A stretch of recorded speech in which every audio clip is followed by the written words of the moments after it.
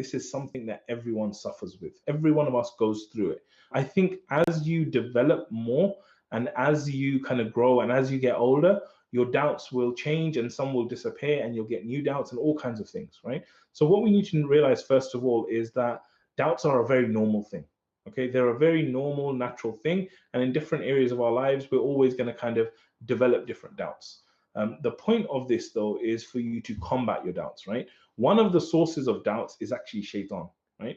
So what shaitan does, and this is kind of like even from a debating perspective, right? If you have someone who's absolutely certain on something and you want to affect them on it, what you do is you actually go to them and you start picking something which is an area which might be a slight doubt for them, right? And you start attacking the doubt. You attack the doubt, attack the doubt, attack the doubt, because that's the weakest point, right? So you need to realize that some of these doubts are actually from shaitan. And so the best fight for shaitan is actually to seek refuge in Allah. So obviously when you hear a doubt that comes to your mind, it's like you say, A'udhu billahi minash shaitanir rajim. And don't just say it, like know what it means. It's like I am asking Allah for shelter and protection and help from Allah, from shaitan. I want help from Allah against shaitan. So have that in your mind. And once you make it like in English and you make it conscious that you're doing that, then Allah will help you, inshallah, right? So whenever that doubt comes up, do it. And then when the doubts come up, like you need to question the doubt. Sometimes if a doubt comes up, you need to play it. It's like something says, oh my God, don't do that. It's really scary. Maybe you need to say to yourself, why? Why am I scared of it? And it'll be like, oh, you're scared because of this. And it's like, okay, so imagine that's the case. What about that? And you play that doubt out. And then once you played it out and it gets to a point where you realize actually doubt will start to really go down. Shaitan will go and find another doubt and it'll be like, let me bring that one because this one's not effective.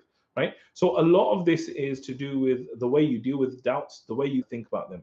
Now, whenever anything happens, you can choose how you interpret that thing. You can choose to have something that's empowering or disempowering, right? So when a doubt comes into your mind, you can be like, oh my God, it'd be great if I could have a specific example. But let's say a doubt came in my head that, let's say I was going to do some speaking, right? Public speaking. And a doubt comes in my head saying, oh my God, like they're going to be judging your bald patch or they're going to be judging your white hair or something.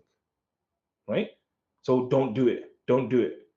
Now, if I entertain that doubt, I will not be sitting here trying to help people. Right? So what I need to do is I need to refocus and say, listen, you're being silly now. You're being ridiculous.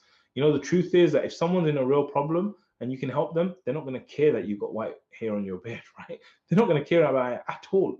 So you need to really question that doubt and say, this is a ridiculous doubt.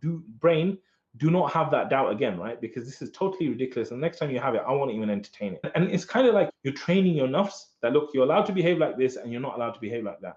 And I think doubts is one of those things that really, really can get you.